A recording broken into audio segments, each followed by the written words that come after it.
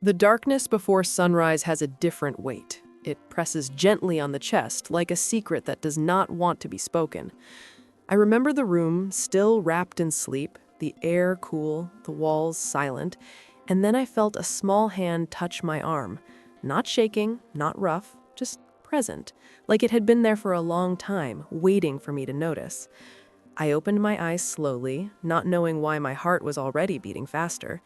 My son stood beside the bed, his hair messy, his face pale in the dim light, his eyes too awake for that hour, too serious for a child his age. He did not smile, he did not whisper, he simply looked at me as if he was much older than the years he had lived. And in a calm voice that did not sound like his own, he told me to wake up, to make some coffee, and to set the table. There was no laughter in his voice, no sleepiness, no playfulness. It sounded like an instruction, like something that had already been decided somewhere else and delivered through him.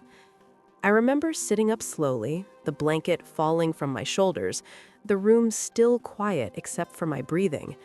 I asked him why, but the word why never came out, because something in his eyes told me that the answer would not comfort me.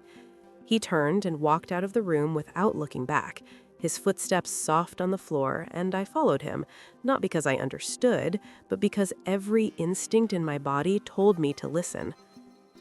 The house felt different as I stepped into the hallway. Shadows stretched longer than usual, the familiar shapes of furniture seemed distant, like I was seeing them through water. The clock on the wall ticked softly, each second louder than it should have been. I went into the kitchen and turned on the light. It flickered once before staying on, and that small hesitation sent a chill through me. My son climbed onto a chair at the table and sat straight, his hands folded the way he did when he was nervous or trying to be brave. He watched me closely as I reached for the coffee jar, my hands trembling, though I did not know why. As the coffee brewed, the smell filled the kitchen, warm and bitter, a smell that usually meant comfort. Mornings, routines, the promise of another ordinary day. But that morning, it felt heavy, like a warning. I set the table, plates, cups, napkins, everything placed carefully like I was preparing for guests who had not arrived yet. My son never broke eye contact, his face unreadable, and that frightened me more than tears ever could. I tried to speak again, tried to ask him what was wrong, what he had seen, what he knew, but my voice felt trapped somewhere deep inside my chest. The silence between us grew thick and loud until it felt like it might break something if I touched it. The coffee finished brewing, and the sound made me flinch. I poured it into 2 cups, though he never drank coffee, and I did not know why I did it. Maybe because he told me to, maybe because I was afraid not to. When I finally sat down across from him, the sun had not yet risen. The windows were still dark mirrors reflecting our faces back at us. My own looked tired, confused, scared. His looked calm in a way no child should ever look. He leaned forward slightly, and in that moment I felt a deep ache in my chest. The kind that comes before loss, the kind that warns you that something precious is about to change forever. He told me then, not in a rush, not with a drama, but softly, as if he was afraid of hurting me, that something bad was coming. He said his father was not who I thought he was, that the house was not as safe as I believed, that there were things happening when I was not looking, things that made the walls listen and the doors remember. He said he heard voices at night, not loud, but close, like breathing behind the walls. He said his father would stand in the dark sometimes, just standing, not moving, not speaking, and when he noticed he was being watched, he would smile, a smile that did not reach his eyes. My heart pounded so hard I thought my son must hear it. I wanted to deny everything, to laugh it off, to tell him he had a bad dream, but the fear in his eyes was real, and it mirrored something deep inside me, something I had ignored for too long. Small moments that did not fit, late nights, strange silences, the way his father would sometimes look at us like we were strangers passing through his life, instead of family. The sky outside began to lighten slowly, a thin line of gray appearing at the edge of the window, and with it came a sense of time moving forward, whether I was ready or not. My son reached across the table and placed his small hand over mine. It was warm, steady, grounding, and in that touch, the roles felt reversed, like he was the one protecting me now, like he was the parent and I was the child about to learn a truth too heavy to carry.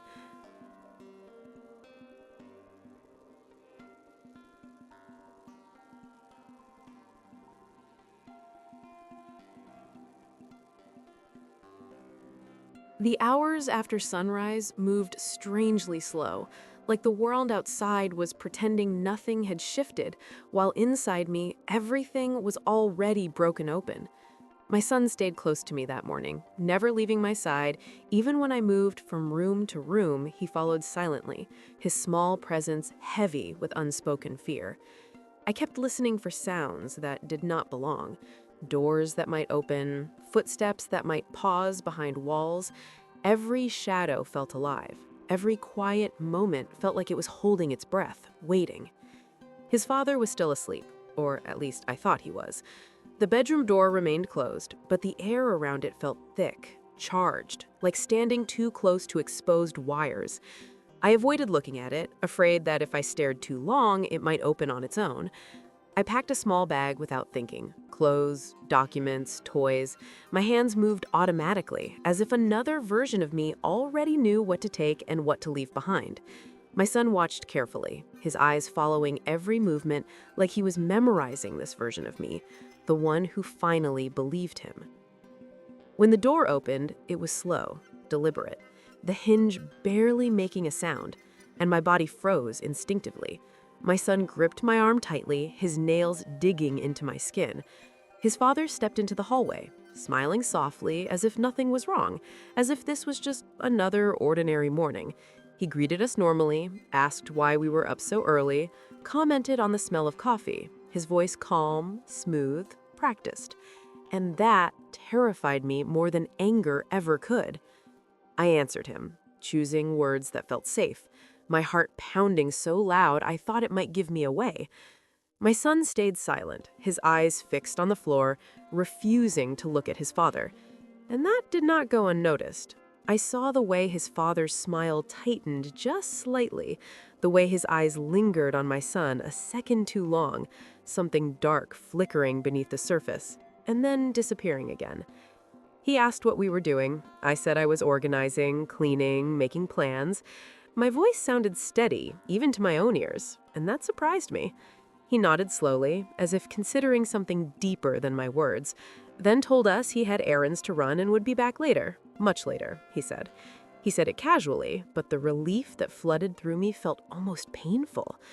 The door closed behind him, and the house exhaled. I did not waste time. The moment his car pulled away, I knelt in front of my son and told him we were leaving now. Not later, not after breakfast, not after explanations. Now. His face did not change. He only nodded again, like this was confirmation of something he had already known deep down. We moved quietly, grabbing the bag, shoes, keys, phones. I left behind pictures, furniture, memories, anything that might slow us down. As we stepped outside, the morning felt too bright, the sky too blue, like it was mocking the fear inside us. I strapped my son into the car, my hands shaking so badly I dropped the keys twice before finally getting them into the ignition. The engine started, and I pulled away without looking back, afraid that if I did, I might lose the courage to keep going. We drove without speaking, the road stretching ahead of us, unfamiliar, even though I knew it well. Every street felt like a potential trap. Every car behind us felt like it was following too closely. My son finally spoke after a long silence, asking where we were going, and I realized then that I did not have an answer, not a real one. All I knew was that we could not stay, and that was enough for now. I called a friend, someone I trusted, my voice breaking only slightly as I asked if we could come stay for a while. She did not ask questions, only told me yes, and that kindness nearly brought me to tears. When we arrived, my son refused to go inside at first. He stood on the porch, scanning the surroundings, counting windows, listening for sounds. I waited patiently, letting him decide when it was safe. When he finally stepped inside, I followed, feeling like I was stepping into borrowed time. The days that followed blurred together. Nights were the hardest. My son struggled to sleep, jolting awake at the smallest noise, sometimes crying, sometimes silent, staring into the dark. I held him close, whispering promises I was not sure I could keep, but I meant every one of them. During the day, he seemed calmer, like older, like something inside him had hardened, a shield built too early. I began noticing things about our past, moments that replayed in my mind with new clarity, conversations that felt off, rules that did not make sense, times I had brushed away discomfort because it was easier than facing it. Guilt settled deep in my chest, heavy and constant. I wondered how long my son had carried this alone, how many mornings like that one before sunrise had passed without me listening. Then the messages started. Short, vague texts from his father, asking where we were, saying he was worried, saying he just wanted to talk. Then they became sharper, more demanding, accusing me of overreacting, of poisoning my son's mind. I did not respond, but each message felt like a hand reaching through the screen, trying to pull us back. My son saw the notifications pop up, and his body would tense instantly, his fear reignited with every buzz. One evening, my friend found me sitting on the floor in the hallway, my back against the wall, my son asleep in my arms. I was exhausted, emotionally, physically, spiritually. She sat beside me without speaking, and for the first time since that morning, I allowed myself to cry, silently, shaking tears that carried months, maybe years of suppressed fear. She did not interrupt, did not offer solutions, she just stayed. And that simple presence helped more than anything else. My son woke and looked at me, wiping my tears with his small hand, telling me it was okay now that we were safe. I smiled for him, but inside, I knew safety was still fragile, something we were building piece by piece, trust by trust, night by night. I realized then that healing would not be quick or easy, but it had begun, the moment I listened, the moment I believed him. As days turned into weeks, I started planning, not just surviving, but rebuilding. Legal steps, therapy, schools, new routines. Each decision felt overwhelming, but also empowering, like reclaiming parts of myself I had lost. My son slowly began to laugh again. Real laughter, not forced, not cautious, and each time it happened, it felt like sunlight breaking through clouds. Still, sometimes in quiet moments, I would remember that morning before sunrise, the weight of his words, the calm certainty in his voice, and I would shiver, knowing that instinct had saved us, knowing that if I had ignored him, delayed, questioned, we might not be here now. And in those moments, I understood that part 2 of our story was not about fear anymore. It was about courage, about choosing the unknown over the familiar, when the familiar had become dangerous. And even though the road ahead remained uncertain, one truth stayed clear. As long as my son trusted me, as long as I listened, we would keep moving forward together, away from the shadows, towards a future that belonged to us alone. The future did not arrive all at once. It came quietly, in small, fragile pieces. Mornings where the air felt lighter, nights where my son slept a little longer without waking in fear, moments where I caught myself breathing deeply, without realizing I had been holding my breath for so long. We moved into a small place of our own eventually. Nothing special, plain walls, secondhand furniture, but it belonged to us. And that made all the difference. My son chose his room carefully, placing his bed where he could see the door and the window. He said it helped him feel ready, just in case. And I did not question it. Readiness had become our language. I learned how strong my son really was, watching him navigate a world that had already shown him too much. He spoke more in therapy, words tumbling out slowly, carefully, like he was testing their weight before letting them go. I sat nearby, listening, sometimes crying, sometimes numb, always grateful that he was finally being heard. Each story he shared stitched together pieces of a truth I had sensed, but never fully seen. Moments of fear, moments of confusion, moments where silence had been safer than honesty. And each time I felt that familiar ache of guilt, but also a growing resolve to never let his voice be ignored again. His father tried to reach out again, letters this time, longer, more emotional, filled with apologies, explanations, promises of change. I read them once and then put them away. I did not let my son see them. Some doors, once closed, must remain that way, not out of hatred, but out of protection. Distance became our shield, and clarity our strength.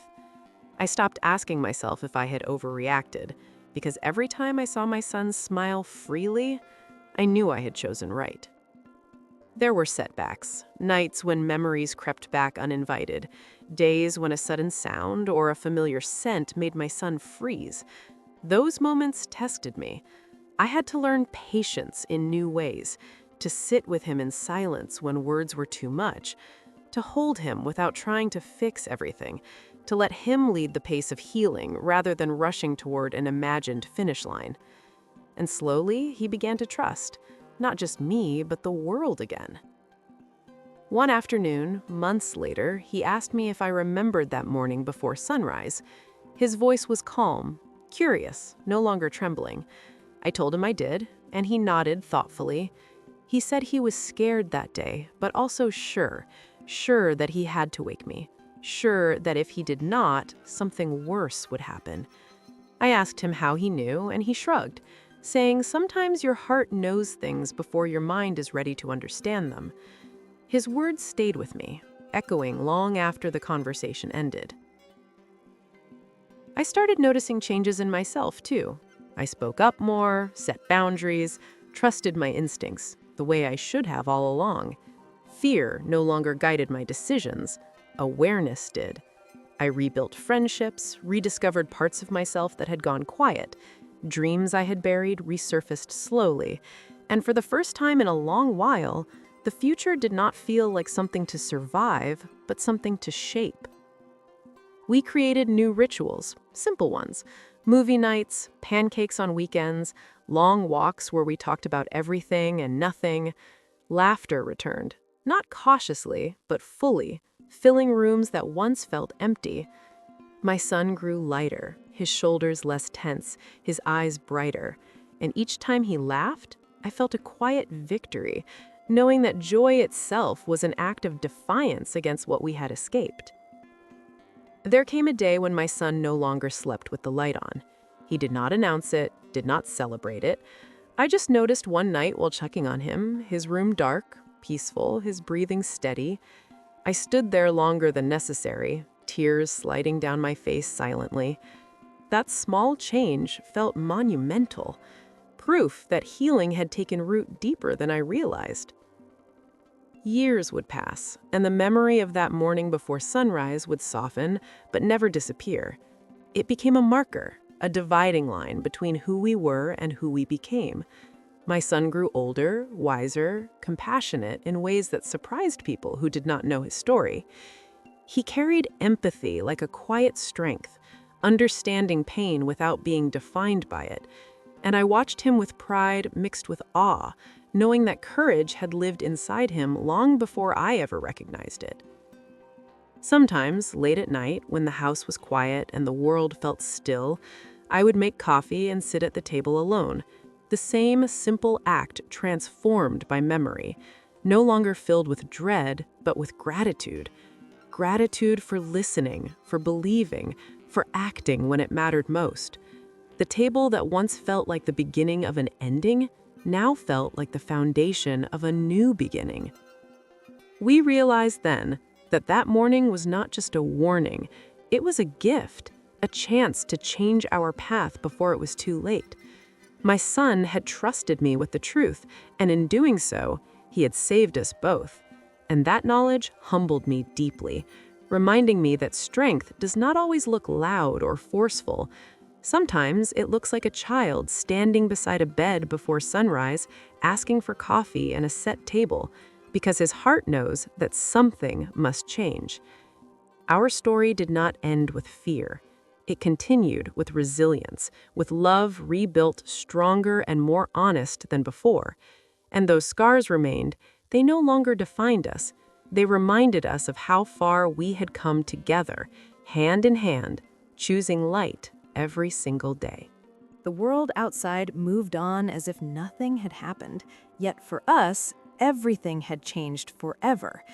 The ordinary rhythms of life felt different now. Each sound, each shadow, each quiet moment carried a weight of awareness. I watched my son grow, and with him, my own understanding of courage deepened. It was not the absence of fear, but the decision to move forward despite it. We created a life, cautiously but deliberately, learning to trust each other and the world again. Each morning was a new beginning. Each night, a reminder of how fragile, yet precious, safety could be. We traveled, sometimes small trips to nearby towns or long drives with no destination in mind. The windows down, the wind in our hair. My son laughed freely, sometimes pointing out things I would have overlooked. Flowers growing in cracks, old barns, abandoned cars, all of it part of a world he now felt safe enough to explore, his eyes bright with curiosity.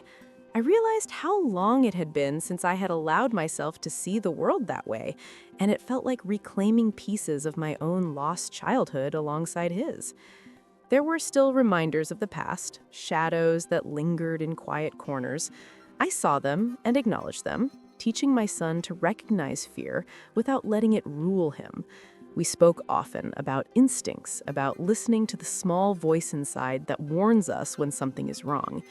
He grew confident in his understanding, his voice firm yet gentle, teaching me lessons I had never imagined a child could teach an adult about awareness and strength. We built routines together, simple things. Mornings with breakfast made from scratch, afternoons spent reading stories aloud, evenings walking under the stars. The constancy of these actions grounded us and gave my son a sense of control that had been stripped from him. He began to trust that the world could hold him without harming him, that people could care without deceiving, that life could be ordinary without fear hiding in every corner. His father attempted to contact us, sporadically, sometimes through calls, sometimes through messages, always with a tone that tried to appear casual, yet under it, I sensed lingering control attempts. I did not respond directly. I shielded my son from these interruptions, explaining simply that some people cannot be trusted with your safety, not because you are weak, but because you are strong enough to recognize when danger hides behind familiar faces. He nodded solemnly, understanding far beyond his years that protection sometimes means distance. School became a new battleground. At first, he struggled, trusting teachers, classmates, even the rhythm of a classroom. He had been conditioned to watch and wait, to anticipate danger. Now, he had to relearn presence in a safe environment, patience in a structured routine. He succeeded gradually, each small victory celebrated silently between us, a look, a touch, a whispered encouragement, a testament to endurance, resilience, and courage that grew quietly inside him. I began documenting everything, our journey from that first morning before sunrise, the fear, the escape, the healing and growth. I wrote not for anyone else, but to remember, to honor the strength my son carried, and to remind myself that listening had been our lifeline, that belief in his words had saved us both. I wrote long nights by candlelight or in soft lamplight, capturing the emotions, the subtle shifts, the tiny gestures that marked progress and hope. Therapy sessions became central to our lives, offering a place for my son to unpack layers of fear and confusion, and for me to process guilt and uncertainty. The therapists guided us gently but firmly, helping us navigate the complex maze of trauma, rebuilding trust, and reinforcing safety. Our bond grew stronger the more we shared and faced together, each session an affirmation that we were not broken, but healing. There were celebrations, too, small ones. Birthdays with only the two of us, favorite meals shared quietly, afternoons with ice cream on a porch watching the sunset, his laughter ringing pure and unguarded, and larger ones when family or friends visited, moments where he cautiously tested trust and joy simultaneously, teaching me patience and openness in return. These were the days I treasured most, the light peeking through shadows, reminding me of why we had endured. As the years passed, my son became increasingly aware of his strength, his ability to navigate a world that once terrified him, and I marveled at the way he balanced wisdom and innocence, the way he carried empathy in his interactions, the way he held boundaries firmly but kindly, the way he trusted carefully but fully. Those qualities that emerge from hardship shaped him into a person resilient and tender all at once. I also grew, learning from him lessons that life does not always follow a straight path, that courage is quiet and persistent, that protection is active and consistent, that love is patient and unwavering, that survival is not enough, but thriving together is possible if trust is honored and instincts are respected. The mother I was transformed into the parent I needed to be because he required it, and because I chose it. Sometimes we would revisit old places, familiar streets, parks, shops, and each time we did, the memory of fear was present, but it no longer dominated the experience. Instead, it coexisted with our triumphs, our laughter, our reclaimed freedom. We walked carefully, but unafraid, noticing details that once would have gone unnoticed, savoring textures, sounds, scents with new appreciation. Every step a declaration that we had survived and that our lives belonged to us alone. At night, when the house was quiet and we were together, reading a book or just talking softly about everything and nothing, I would reflect on that morning before sunrise and feel awe mixed with relief. Awe for my son's courage, relief for the choices we had made, and gratitude that the bond between us had grown unbreakable through fear and love intertwined, through loss and discovery, through listening and action combined. The journey had changed us both forever, yet it had also given us a foundation of resilience, trust, and love that could never be taken away. And I knew that whatever storms might come in the future, we had already weathered the darkest night and emerged into a dawn of our own making, together, strong, brave, and free. The last part of our story begins not with fear, but with quiet strength. A strength forged in the earliest hours of that morning, before sunrise, when my son trusted me with his truth and I chose to believe him. We had moved through shadows, uncertainty, and lingering fear, yet here we were, standing in the light, a light that felt earned and fragile, but real. Every breath we took together felt like a victory, a reminder that life could be claimed despite the weight of what we had endured. The house we now lived in was modest, but full of warmth, the walls adorned with drawings, photos, memories of small joys captured in frames. My son had insisted on placing them himself, carefully aligning each one on the shelves. Windows open to the breeze, the curtains fluttering gently, giving the rooms life. My son's laughter filled the hallways more and more often, each note a balm to the years of silence and fear that had once dominated our mornings. Each smile he gave me was a reassurance that the world could still be kind, that safety could be maintained and nurtured. I watched him navigate childhood differently than other children, perhaps older in ways that mattered most, yet still delighting in the innocence allowed by safety. We played games in the yard, baked cookies on rainy afternoons, went to the park and chased shadows through the trees. His curiosity returning slowly, steadily, a trust in life reborn from the ashes of the nights he had once feared. I marveled at the resilience he embodied, the courage it took to rebuild himself after trauma, the way he carried his past without letting it define the entirety of his present. There were evenings when the memories came back unbidden, the weight of what had been endured pressing in, despite our careful reconstruction of normalcy. I held him then, letting him cry or sit silently, breathing alongside him, not trying to erase pain, only offering presence, love, stability, and understanding, because I had learned that love was not always rescue.